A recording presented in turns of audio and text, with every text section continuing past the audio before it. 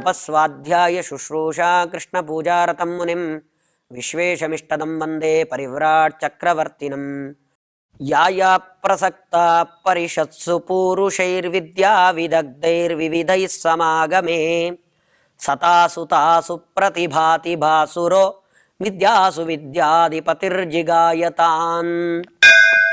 ತಾವು ರಾಮೇಶ್ವರದಲ್ಲಿ ವಾಸ ಮಾಡಬೇಕು. ರಾಮೇಶ್ವರಕ್ಕೆ ಬಂದಾಗ ಅಲ್ಲಿ ಆ ಯತಿವೇಷ ಧರಿಸಿರುವ ಕುದಿಪುಸ್ತೂರು ಅವನಿಗೆ ದಂಡವನ್ನಿಟ್ಟು ಅವನಿಗೆ ಅವಮಾನ ಆಗುತ್ತೆ.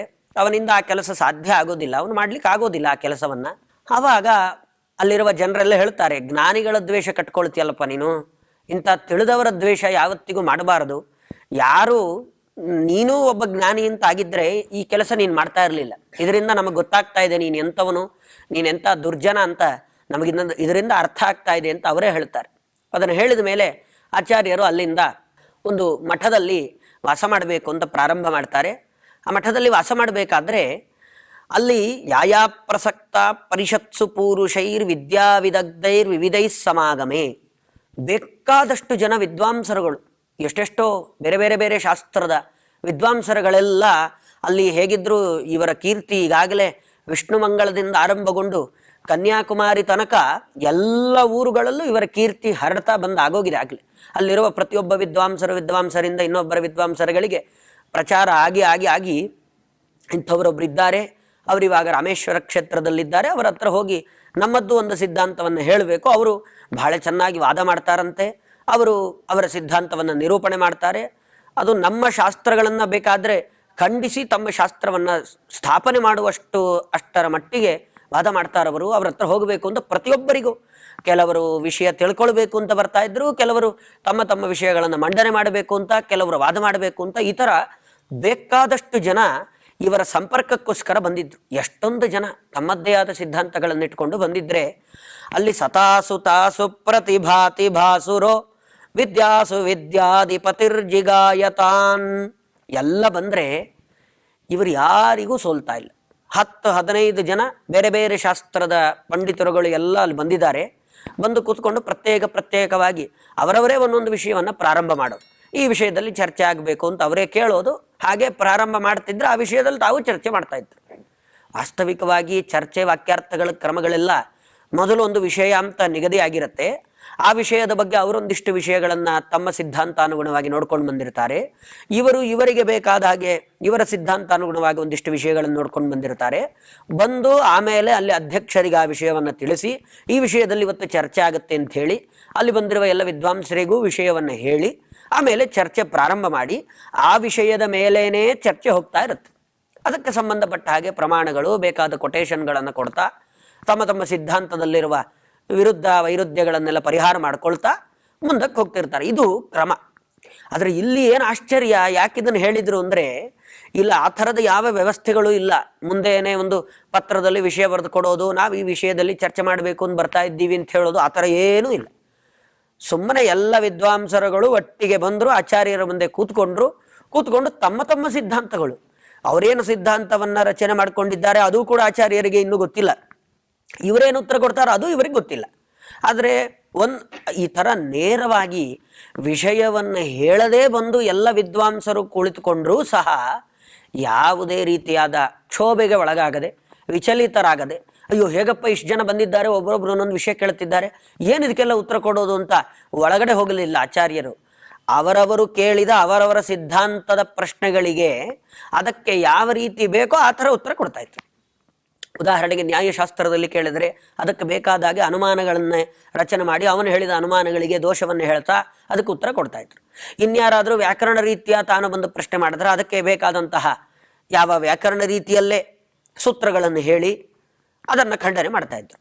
ಈ ಥರ ಪ್ರತಿಯೊಂದು ವಿಷಯಗಳು, ಪ್ರತಿಯೊಂದು ಶಾಸ್ತ್ರದ ವಿಷಯಗಳು ಯಾವುದಾದ್ರೂ ಇರಲಿ, ಯಾರಾದರೂ ಇರಲಿ, ಆ ಎಲ್ಲ ವಿಷಯಗಳನ್ನು ಕೂಡ ಯಾಕೆ ಬಂದು ಎಲ್ಲರನ್ನ ವಾದ ಮಾಡಿ ಗೆಲ್ತಾ ಇದ್ರು. ಹೇಗೆ ಸಾಧ್ಯ ಆಯ್ತು ಇವರಿಗೆ ಅಂದ್ರೆ ಅದನ್ನು ಹೇಳ್ತಾರವರು, ವಿದ್ಯಾಸು ವಿದ್ಯಾಧಿಪತಿರ್ಜಿಗಾಯತಾನ್. ಇವ್ರು ಯಾರು ಅಂತ, ಅದಕ್ಕೆ ಇವರು ಯಾರು, ಎಂಥವರ ಯಾರ ಅವತಾರ ಅನ್ನೋದನ್ನು ಪ್ರತಿ ಬಾರಿಯೂ ಹೇಳ್ತಾ ಬಂದಿದ್ದು ಇದೇ ಕಾರಣಕ್ಕೋಸ್ಕರ. ಸ್ವಯಂ ವಿದ್ಯಾಭಿಮಾನಿನಿಯಾದ ಭಾರತೀಪತಿ ವಾಯುದೇವರು, ಅಂಥ ವಾಯುದೇವರ ಅವತಾರ ಸಕಲ ವಿದ್ಯೆಗಳಿಗೆ ಅಧಿಪತಿಯಾದಂತಹ ಭಾರತೀ ದೇವಿಯರಿಗೆ ಪತಿ ಇವರು. ಆ ಭಾರತೀ ದೇವಿಯು ಸಹಿತ ಇವರ ಅನುಗ್ರಹದಿಂದಲೇ ಅಂಥದ್ದೊಂದು ಸ್ಥಾನ, ಭಗವಂತನ ಅವರ ಅಂತರ್ಯಾಮಿಯಾದ ಭಗವಂತನ ಅವರ ಅನುಗ್ರಹದಿಂದ ಅಂಥದ್ದೊಂದು ದೊಡ್ಡ ಸ್ಥಾನಕ್ಕೆ ಬಂದಿರುವಂಥವ್ರು.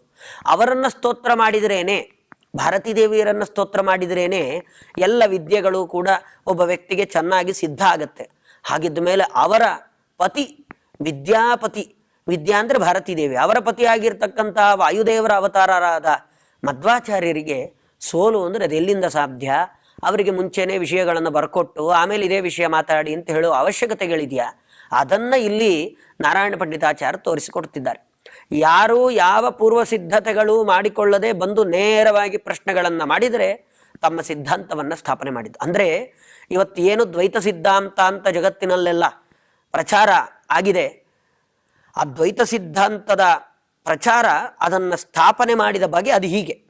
ತಾವು ಎಲ್ಲ ವಾದಿಗಳನ್ನು ಗೆದ್ರು ಅಂದರೆ ತಾವು ಪೂರ್ವ ಸಿದ್ಧತೆಗಳನ್ನು ಮಾಡ್ಕೊಂಡು ಗೆದ್ದಿದ್ದು ಅಂತ ಅರ್ಥ ಅಲ್ಲ.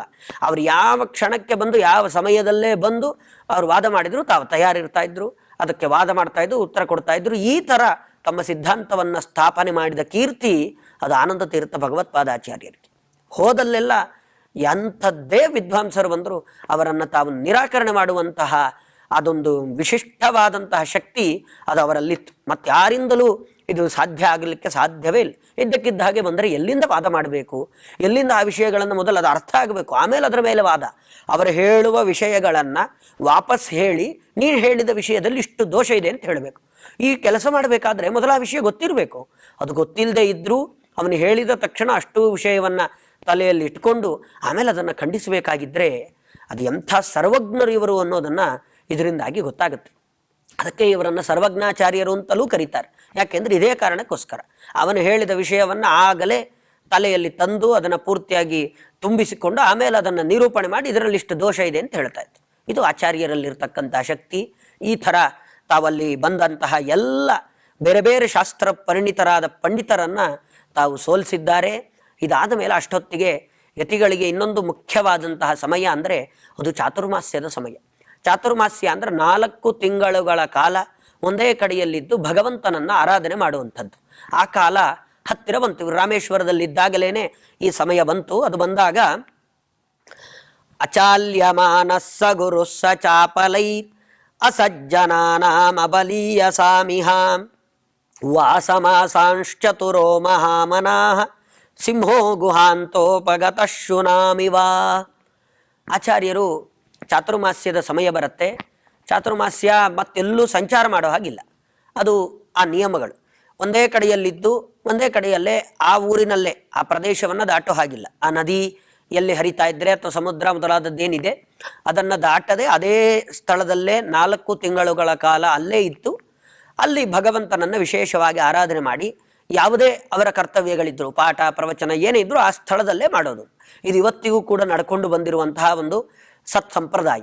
ಅದನ್ನು ಆಚಾರ್ಯರು ತಾವು ಸಗುರುಸ್ಸ ಚಾಪಲೈಹಿ, ಆ ಗುರುಗಳ ಸಹಿತರಾಗಿ ಮತ್ತು ಗುರುಗಳ ಜೊತೆಗೆ ಅದನ್ನು ಸೇರಿಸ್ತಾರೆ. ಅಚ್ಯುತ ಪರೀಕ್ಷಾಚಾರ್ಯರು ಅವರ ಜೊತೆಯಲ್ಲೇ ಸಂಚಾರವನ್ನು ಮಾಡ್ಕೊಂಡು ಬಂದವರೇ. ಆ ರಾಮೇಶ್ವರದಲ್ಲೇ ಇಬ್ಬರು ಕೂಡ ಸಂಕಲ್ಪವನ್ನು ಮಾಡ್ತಾರೆ.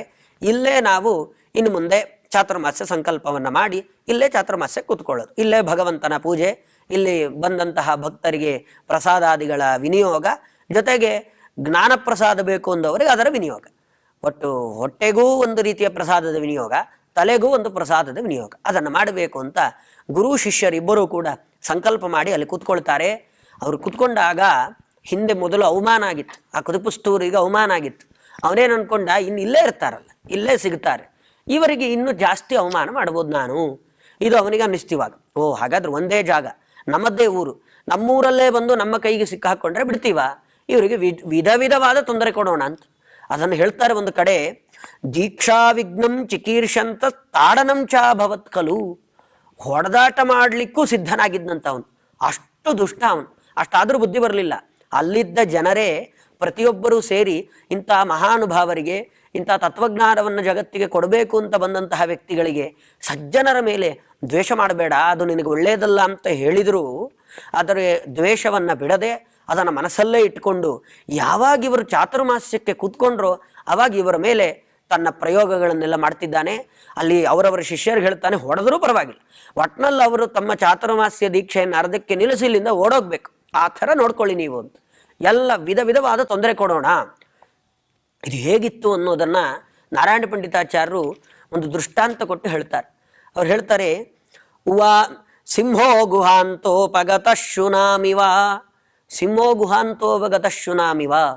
ಒಂದು ಸಿಂಹ ಅದು ತನ್ನ ಹಿಡೀ ಆ ಬೇಟೆ ಆಡೋದು ಮೊದಲಾದ ಎಲ್ಲ ದಿನನಿತ್ಯದ ಕೆಲಸ ಅದರದ್ದೇನಿರುತ್ತೋ ಅದನ್ನೆಲ್ಲ ಮುಗಿಸಿ ತನ್ನ ಗುಹೆ ಒಳಗಡೆ ಹೋಗುತ್ತೆ. ಒಳಗಡೆ ಹೋದಾಗ ಇದನ್ನು ನೋಡ್ತಾ ಕಾಯ್ತಾ ಇರುತ್ತೆ. ಒಂದಿಷ್ಟು ಶುನಾಮಿವ, ಶುನ ಅಂದರೆ ನಾಯಿಗಳು ಕಾಯ್ತಾ ಇರುತ್ತಂತೆ, ಸಿಂಹ ಯಾವಾಗ ಗುಹೆ ಒಳಗೆ ಹೋಗುತ್ತೆ ನೋಡೋಣ ಅಂತ. ಯಾವಾಗ ಗುಹೆ ಒಳಗೆ ಹೋಗುತ್ತೋ ಆವಾಗ ಗುಹೆಯ ಹೊರಗಡೆ ಬಂದು ಗಲಾಟೆ ಮಾಡೋದು, ಜೋರಾಗಿ ಬೊಗಳೋದು, ಧೈರ್ಯ ಇದ್ರೆ ಆಚೆ ಕಡೆ ಬಾ, ಹಾಗೆ ಹೀಗೆ ಅಂತೆಲ್ಲ ಕೇಳೋದು.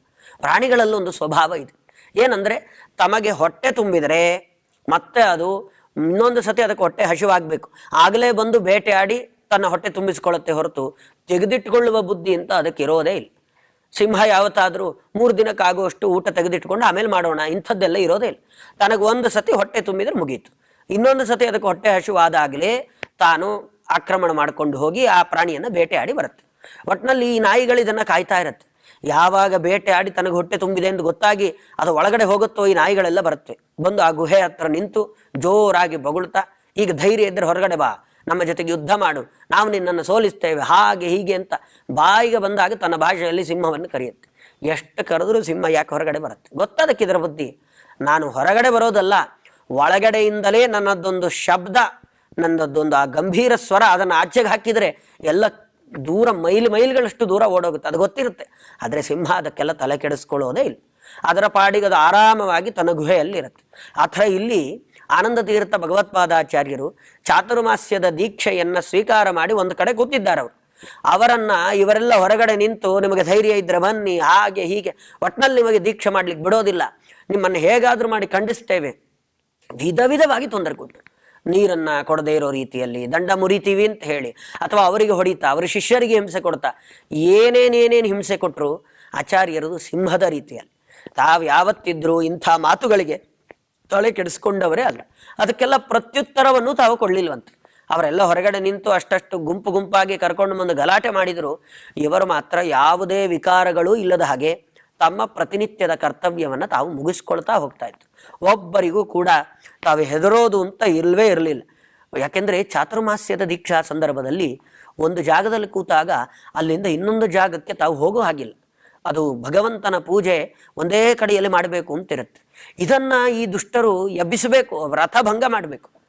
ಯಾರೋ ಸಾಮಾನ್ಯರಾಗಿದ್ದರೆ ಹೆದರ್ಕೊಂಡು ಹೋಗ್ತಿದ್ರೋ ಏನೋ, ಬಹುಶಃ ಹೆದರ್ಕೊಂಡು ಹೋಗ್ಬಿಡ್ತಿದ್ರು.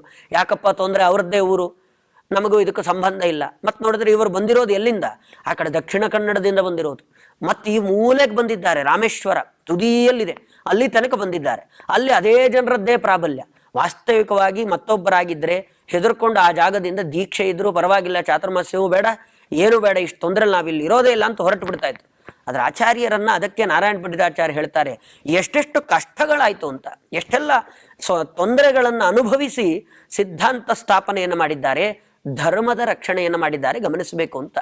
ಈ ವಿಷಯವನ್ನು ಅವರು ಪ್ರಧಾನವಾಗಿ ಹೇಳಬೇಕಾಗಿರೋದಿಲ್ಲ. ಇಷ್ಟು ಕಷ್ಟ ಕೊಟ್ಟರು ತಮ್ಮ ಧರ್ಮಾಚರಣೆ ಯತಿಧರ್ಮದಿಂದಾಗಿ ಹೊರಗಡೆ ಬರಲಿಲ್ಲ, ಇಷ್ಟು ಕಷ್ಟ ಕೊಟ್ಟರು ಬರಲಿಲ್ಲ. ಅದನ್ನು ಹೇಳ್ತಾರೆ, ನಾವು ನಮ್ಮ ಧರ್ಮವನ್ನು ಉಳಿಸಿಕೊಳ್ಬೇಕು. ನಮ್ಮದೊಂದು ಹಿಂದೂ ಸಂಪ್ರದಾಯ, ಹಿಂದೂ ಧರ್ಮ ಇರುತ್ತೆ. ಆ ಧರ್ಮದಿಂದ ಯಾವುದೇ ಕಷ್ಟಗಳು ಅಥವಾ ಯಾರೇ ಒಬ್ಬರು ಸುಖವನ್ನು ತೋರಿಸಿದ್ರು ಧರ್ಮದಿಂದ ಹೊರಗಡೆ ಹೋಗಬಾರ್ದು.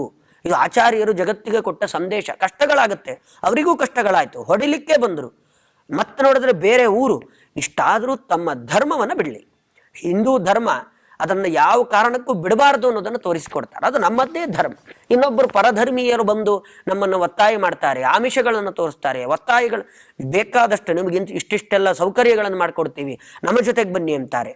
ಈ ಥರ ಆಮಿಷ ತೋರಿಸಿ ಕೆಲವರು ಪರಿವರ್ತನೆ ಮಾಡುವ ಪ್ರಯತ್ನ ಪಟ್ಟರೆ, ಮತ್ತೆ ಕೆಲವರು ಏನು ಮಾಡ್ತಾರೆ, ಆಮಿಷ ತೋರಿಸೋದಿಲ್ಲ, ಹೊಡೆದು ಬೈದೇ ಮಾಡ್ತಾರೆ, ಹೊಡಿಲಿಕ್ಕೆ ಬರ್ತಾರೆ. ನಮ್ಮ ಧರ್ಮಕ್ಕೆ ಬರಲೇಬೇಕು, ಒಬ್ಬೊಬ್ಬರು ಒಂದೊಂದು ರೀತಿಯಲ್ಲಿ.